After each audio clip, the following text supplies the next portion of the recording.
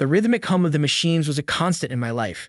Each day at the factory was a repetition of the last, but it was a routine I had grown comfortable with. I took pride in my work, ensuring that every part I assembled was flawless. The days were long, but I always looked forward to the evenings when I could unwind with a cold beer at my modest apartment. One particular evening, as I was making my way home, I noticed a girl standing on the corner of Elm and Fifth.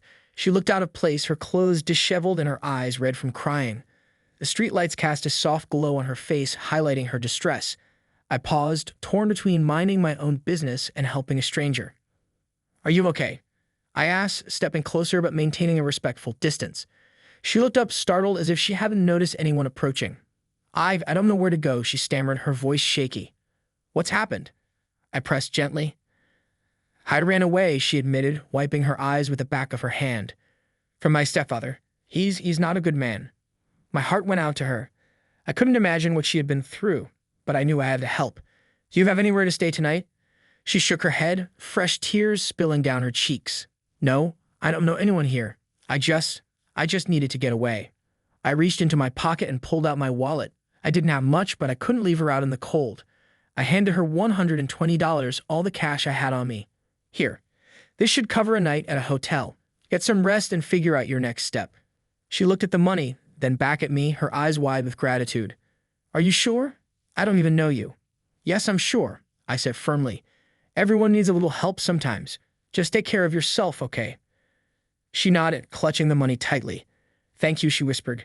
"Thank you so much." "What's your name?" I asked, wanting to make a personal connection in case she needed further help. "Lena," she replied softly. "And yours?" "Matteo," I said with a smile. "Take care, Lena. Find a safe place to stay tonight."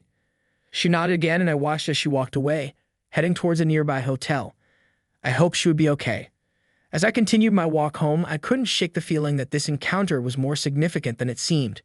But at that moment, I was just glad I could help. The next day at the factory started like any other. The machines roared to life, and I settled into my work. However, by mid-morning, I noticed people whispering and casting strange glances in my direction. Ignoring it at first, I focused on my tasks, but the tension in the air was palpable. Around noon, my supervisor, Dan, approached me. "Matteo, Mr. Coleman wants to see you in his office," he said, his expression unreadable. I wiped my hands on a rag and headed to the manager's office, my stomach knotting with unease. Mr. Coleman was a stern man known for his strict management style. As I entered his office, he was sitting behind his large desk, his eyes fixed on a stack of papers. "Mr. Coleman, you wanted to see me?" I asked, trying to keep my voice steady. He looked up, his gaze cold and hard. "Yes, Matteo, please sit down." I took a seat, my mind racing with possibilities. "Is something wrong, sir?" "Matteo, it has come to our attention that you have been engaging in suspicious activities outside of work," he began, his voice dripping with accusation. I frowned, genuinely confused. "Suspicious activities? I don't understand." "We received an anonymous tip that you have connections with the mafia," he continued, leaning forward. "They claim your recent act of charity was a front for illegal dealings." I was stunned, unable to comprehend what he was saying. "That's not true," I protested. "I helped a girl in need, that's all. She was in trouble, and I gave her some money for a hotel. There was nothing illegal about it." Mr. Coleman shook his head, a look of disdain on his face. "Regardless of your intentions, the reputation of this factory is at stake. We cannot afford to be associated with such allegations." "But sir, I have no connections to the mafia. I'm just a factory worker trying to do the right thing," I pleaded. His expression remained unmoved. "I'm sorry, Matteo, we've made our decision. You're fired. Pack your things and leave immediately." I sat there, speechless. The injustice of the situation hit me like a ton of bricks. "This isn't fair," I muttered, standing up. "Life really is," he replied coldly. "Goodbye, Matteo." I walked out of his office in a daze, my world turned upside down. As I packed my belongings, my colleagues watched in silence, their eyes filled with sympathy and curiosity. I left the factory with a heavy heart, uncertain of what the future held. Little did I know, this was just the beginning of a journey that would change my life forever. The morning after my encounter with Lena started like any other.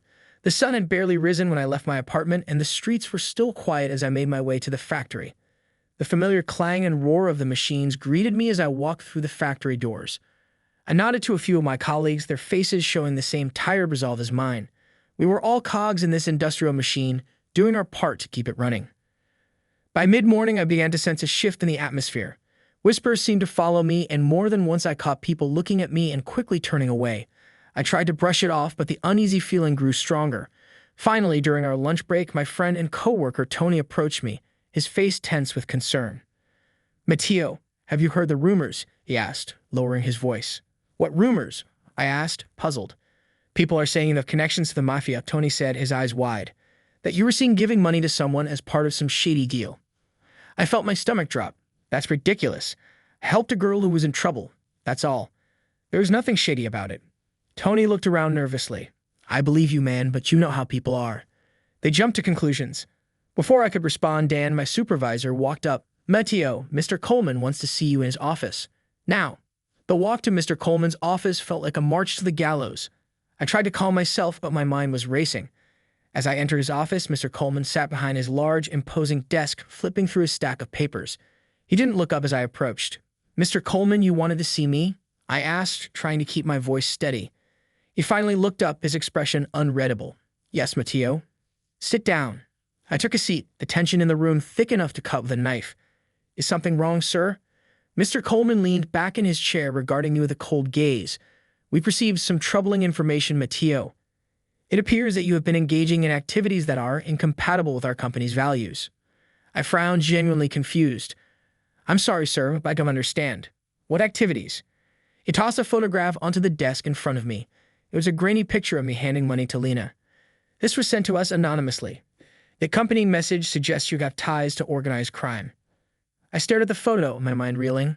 That's not true. I helped a girl who was in trouble. She needed money for a place to stay, and I gave her what I had. There's nothing criminal about that. Mr. Coleman raised an eyebrow.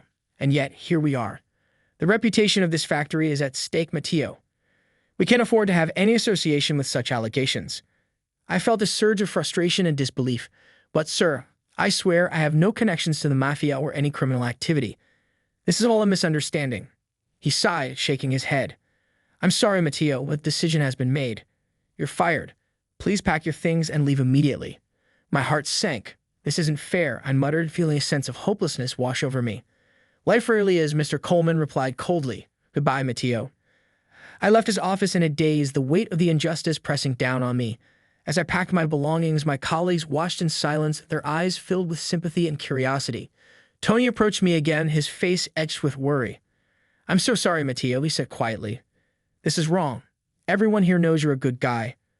I managed a weak smile. "Thanks, Tony. I appreciate it." As I walked out of the factory for what felt like the last time, I couldn't shake the feeling of despair. My life had been turned upside down because of a simple act of kindness. I had no idea what I was going to do next, but I knew I had to find a way to clear my name and get my life back on track. Little did I know, this was just the beginning of a journey that would change everything. An unexpected visitor. The days that followed my abrupt dismissal from the factory were a blur of confusion and anxiety. I spent hours pacing my small apartment, replaying the events in my mind and trying to make sense of the accusations against me. I hadn't heard from Lena since that night, and I had no way of contacting her. My phone buzzed with sympathetic messages from coworkers, but none of them could change my situation. One evening, about a week after I lost my job, there was a knock at my door. I wasn't expecting anyone, and the sound startled me. I cautiously approached and peeked through the peephole. Standing outside was a tall, imposing man in a tailored suit. His stern expression sent a chill down my spine. With a deep breath, I opened the door. "Matteo Anderson?" the man asked, his voice calm yet authoritative. "Yes, that's me," I replied, my heart pounding. "I'm Marco," he said, extending his hand. "I'm Lena's father." My eyes widened in surprise. "Lena's father? Is she okay?" Marco nodded, a hint of a smile softening his stern features. "Yes, she's safe now, thanks to you. May I come in?" I stepped aside, gesturing for him to enter. Marco walked in, his presence dominating the small space. He glanced around my modest apartment, then turned to face me. "Thank you for helping my daughter," he said, his voice sincere. "You have no idea how much it means to me." "Of course," I replied, still trying to process the situation. "I'm just glad she's okay. But Mr. Marco, I lost my job because of this. They think I'm involved with the mafia." Marco's expression hardened. "That's why I'm here, Matteo. We need to talk." We sat down at the small kitchen table, and Marco leaned forward, his eyes intense. "Lena told me everything. About how she ran away from her stepfather, who happens to be your factory manager, Mr. Coleman." I felt a surge of anger. "Coleman is her stepfather? That explains a lot. He's the one who fired me." Marco nodded. "Coleman is a corrupt and abusive man. Lena has suffered under his roof for years. When she ran away and you helped her, it exposed Coleman's fear of losing control. He used his position to get rid of you, thinking it would protect his secrets. I clenched my fists. So he ruined my life to cover his own tracks. Marco's eyes softened. I understand your anger, Matteo, but know this. I'm grateful for what you did, and I intend to make things right. I have resources and connections, and I plan to use them to take over the factory and bring Coleman to justice. I stared at him, trying to comprehend his words. Take over the factory? How? Marco leaned back, a determined look on his face. Legally, we will expose Coleman's wrongdoings and buy out the factory. I want you to be a part of this plan, Matteo. You know the inner workings of the factory, and you show him integrity and compassion. With you on our side, we can ensure a better future for everyone there. I was stunned. You want me to help you take over the factory? And then what? Then Marco said, you'll become the new manager. You'll be in a position to improve the working conditions and ensure that what happened to you never happens to anyone else. I felt a mix of emotions, gratitude, disbelief, and a cautious sense of hope. I don't know what to say. This is all so overwhelming. Marco smiled. Just say yes, Matteo. Together, we can make this right. I took a deep breath, considering the weight of his proposal. Finally, I nodded. Yes, I'll do it. Let's bring Coleman down. Marco extended his hand, and I shook it firmly. In that moment, a new sense of purpose filled me. The road ahead would be challenging, but I was ready to fight for justice and a better future for the factory workers. As Marco left my apartment that night, I couldn't help but feel that my life was about to change in ways I never could have imagined. I had gone from a simple factory worker to a key player in a plan to overthrow a corrupt manager. And for the first time in days, I felt a glimmer of hope. After agreeing to work with Marco to take down Coleman, the days that followed were a whirlwind of meetings and preparations. Marco's team was composed of some of the sharpest minds in business and law, and they wasted no time in laying out a comprehensive strategy. My involvement was crucial, as my insider knowledge of the factory's operations and Coleman's behavior provided valuable insights. One evening, Marco invited me to his office to discuss the plan in detail. His office was located in a sleek high-rise downtown, a stark contrast to the gritty factory floor I was used to. As I entered, Marco greeted me with a firm handshake and gestured for me to sit. Matteo, thank you for coming, he began, his tone serious. We're making good progress, but there are still some details we need to iron out. I want you to meet our lead lawyer, Mr. Rossi, and our financial expert, Ms. Parker. Mr. Rossi, a tall man with a sharp gaze, and Ms. Parker, a woman with a no-nonsense demeanor and an air of confidence, nodded in greeting. Nice to meet you both, I said, trying to hide my nervousness. Let's get straight to it, Marco said, leaning forward. Mr. Rossi, can you outline the legal strategy for Matteo? Mr. Rossi cleared his throat and began. Matteo, our plan hinges on two main fronts: exposing Coleman's illegal activities and acquiring a controlling interest in the factory. We've gathered substantial evidence of embezzlement, labor law violations, and misuse of company funds. This will form the basis of our legal case against him. I nodded, taking it all in. And how do we go about acquiring the factory? Ms. Parker chimed in. We've identified key shareholders who are dissatisfied with Coleman's management. We'll approach them with buyout offers. With Marco's backing, we have the financial resources to make compelling offers. Once we secure a majority, we can vote to remove Coleman from his position. I leaned back, processing the information. So what's my role in all of this? Marco smiled. Your role is pivotal, Matteo. You will provide testimony and evidence to support our claims. Additionally, your insight into the factory's operations will help us convince the shareholders that a change in leadership is necessary for the company's future. I nodded again, feeling the weight of the responsibility. I understand. I'll do whatever it takes. Excellent, Marco said. Now let's discuss the timeline. We aim to initiate the takeover within the next month. Mr. Rossi, Ms. Parker, and I will handle the legal and financial aspects. Matteo, your focus will be on gathering any additional evidence and preparing for your testimony. As the meeting continued, we delved into the finer details of the plan. By the time we wrapped up, I felt a mixture of apprehension and determination. This was our chance to bring Coleman down and make things right. A few days later, I met with Tony at a local diner to fill him in on what was happening.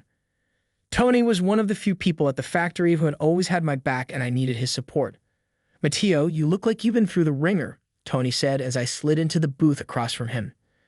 Yeah, it's been a rough couple of weeks, I admitted, but I need to talk to you about something important. Tony leaned in, his expression serious. What's going on? I took a deep breath.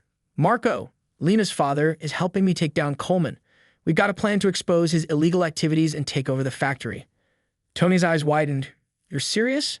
How can I help? I need you to keep an eye on things at the factory, I said. If you see or hear anything suspicious, let me know. And when the time comes, we might need your testimony as well." Tony nodded. "You can count on me, Matteo. We've got to get rid of that bastard." "Thanks, Tony," I said, feeling a surge of gratitude. This means a lot.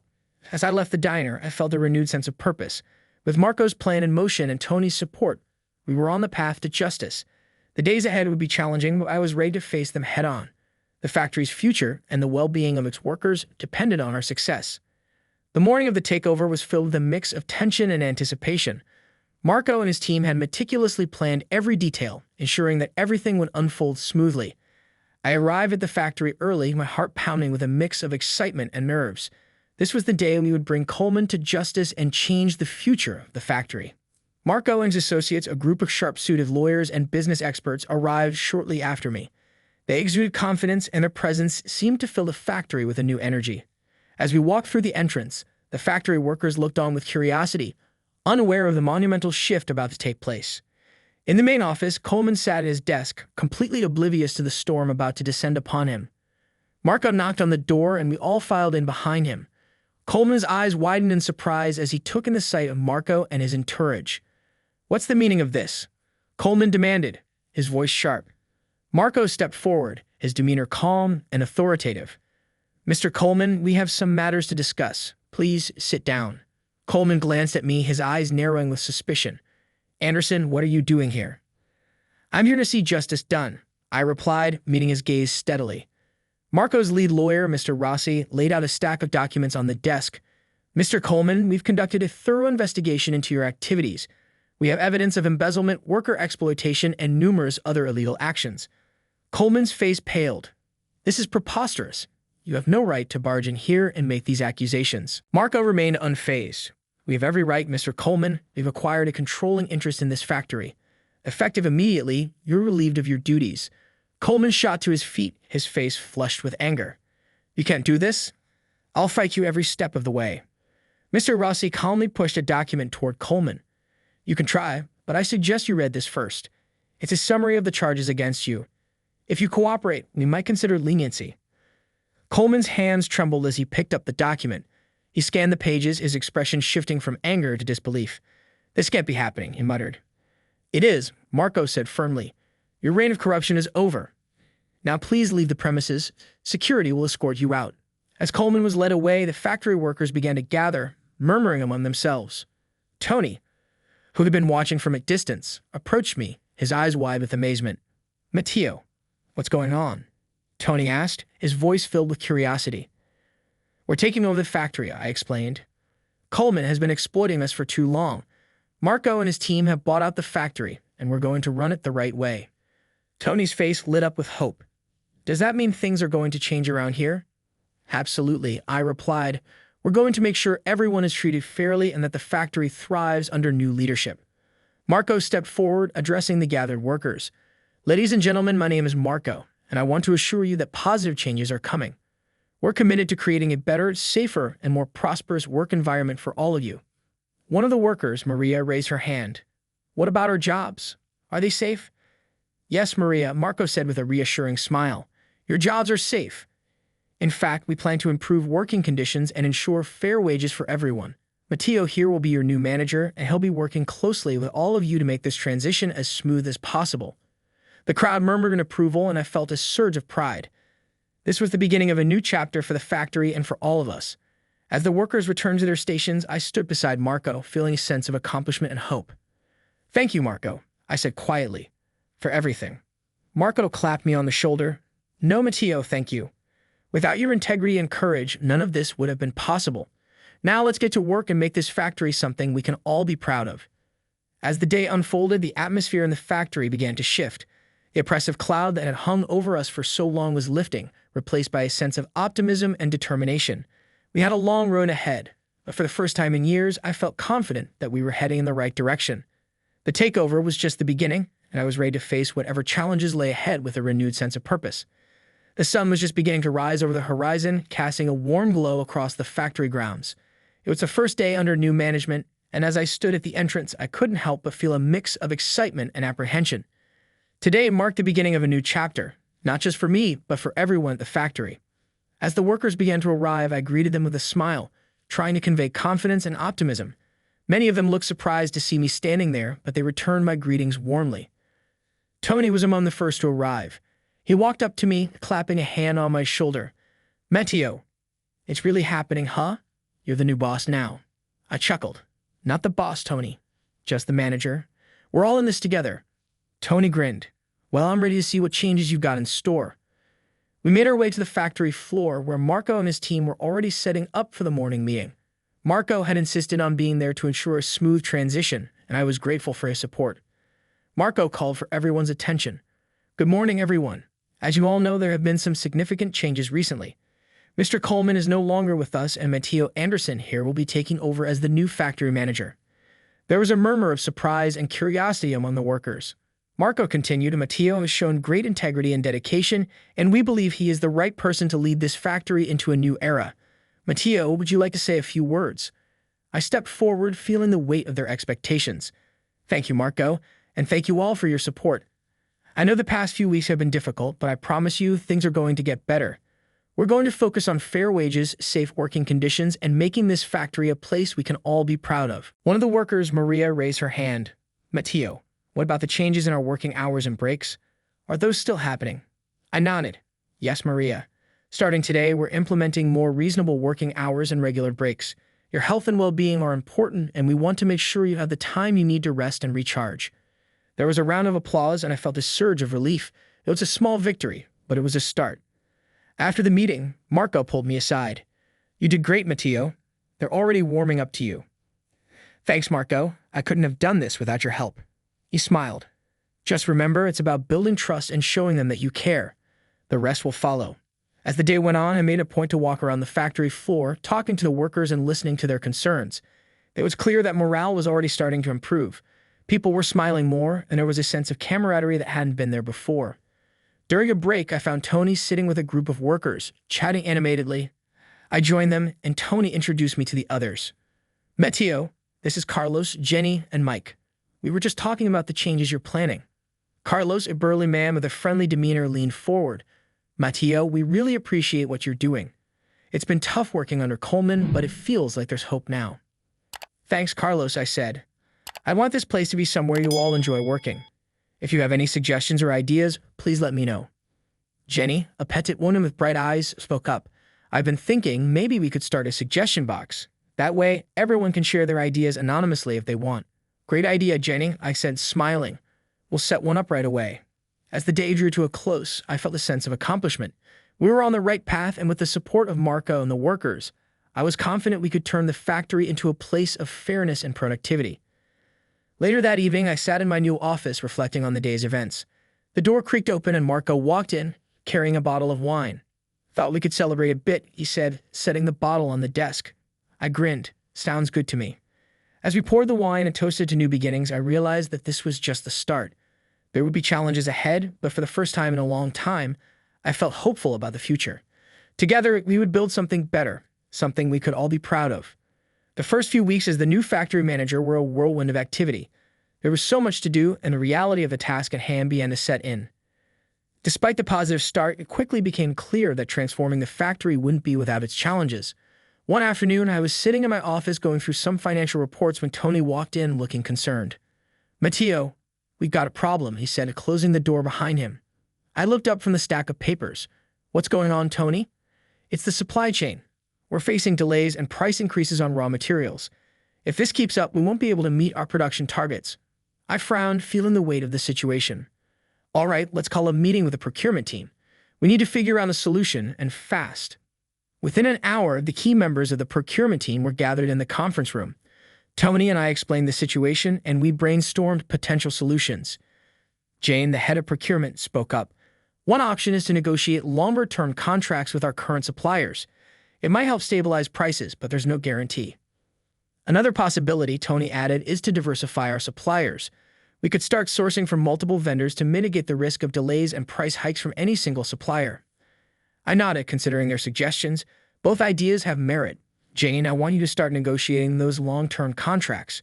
Tony, see if you can identify potential new suppliers. Let's have a follow-up meeting in a week to see where we stand. As the team dispersed, I felt a mixture of relief and anxiety. We had a plan, but there was no guarantee it would work. It was just one of many challenges we have to face. Later that week, I received a call from Marco. He had been busy managing his other businesses, but wanted to check in on our progress. "Matteo, how are things going?" he asked, his voice warm and encouraging. "We're making progress, but there are some hiccups," I admitted. "We're having issues with our supply chain, and it's putting pressure on our production schedule." "That's to be expected," Marco said. "It's a tough business, but I have faith in you. Remember, you've got my full support. If you need anything, just let me know." "Thanks, Marco. I appreciate it. Keep your head up, Matteo. You're doing great." Despite Marco's reassurances, the challenges kept coming. One morning, I arrived at the factory to find a group of workers gathered outside, looking angry and frustrated. Maria, one of the most outspoken employees, stepped forward to speak on their behalf. "Matteo, we need to talk," she said, her voice firm. "Of course, Maria. What's going on?" She crossed her arms, clearly upset. "We've been working hard, but there's been no mention of wage increases or bonuses. We were promised better conditions, but so far it's just words." I took a deep breath, trying to remain calm. "I understand your frustration, Maria. We're working on it, but these things take time. The financial situation of the factory needs to stabilize before we can make any significant changes to wages." Maria's expression softened slightly, but she still looked unconvinced. "We just want to see some real action, Matteo. We're willing to work with you, but you need to show us that things are really going to change." "I hear you," I said, meeting her gaze. "I promise you we're doing everything we can to improve the situation. I'll be holding a town hall meeting next week to address everyone's concerns and provide updates on our progress." As the workers dispersed, I felt the pressure mounting. It was clear that winning their trust would require more than just words. We needed tangible results, and fast. In the days leading up to the town hall meeting, I worked tirelessly with Tony and the rest of the management team to address the workers' concerns. We identified areas where we could make immediate improvements, such as increasing safety measures and enhancing the break rooms. On the day of the meeting, I stood before the assembled workers, feeling a mix of nerves and determination. "Thank you all for coming," I began. "I know there have been a lot of changes recently, and I appreciate your patience and hard work. Today, I want to give you an update on what we've been working on and our plans moving forward."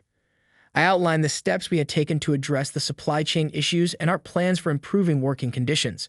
I know that wage increases and bonuses are a top priority for many of you.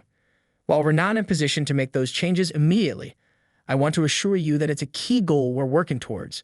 Your dedication and hard work are valued, and we are committed to making this a better place to work. As I finished speaking, there was a moment of silence before the room erupted in applause. It wasn't a solution to all our problems, but it was a step in the right direction. After the meeting, Tony approached me with a smile. "You did good, Matteo. They needed to hear that." "Thanks, Tony," I said, feeling a glimmer of hope. "We've got a long way to go, but I think we're on the right track." With renewed determination, I resolved to face the challenges head-on. The road ahead would be tough, but with the support of Marco, Tony, and the workers, I knew we could build a brighter future for the factory. The days stretched into weeks, and the factory began to settle into a new rhythm under my leadership. As I sat in my office one evening reviewing the progress we had made, I couldn't help but reflect on the journey that had brought me here. The challenges had been many, but so had the victories. We had overcome supply chain issues, improved working conditions, and started laying the groundwork for future growth. Yet there was still much to do, and doubts lingered in the back of my mind. Tony walked into my office, interrupting my thoughts. "Hey, Matteo, just wanted to give you an update on the procurement negotiations. It looks like we're close to finalizing those long-term contracts. Should help stabilize our supply costs." "That's great news, Tony," I replied, smiling gratefully. "Thanks for your hard work on this." Tony nodded, but his expression grew serious. "Matteo, I've been talking to some of the guys on the floor. They're still concerned about the financial stability of the factory. Some are even worried about layoffs if things don't pick up soon." I sighed, running a hand through my hair. "I understand their concerns. We're doing everything we can to turn things around, but it's going to take time. We need to stay focused and keep moving forward." "Yeah, I get that," Tony said. "But maybe we need to consider some short-term measures to reassure them, like maybe a small bonus or incentive program to boost morale." I nodded thoughtfully.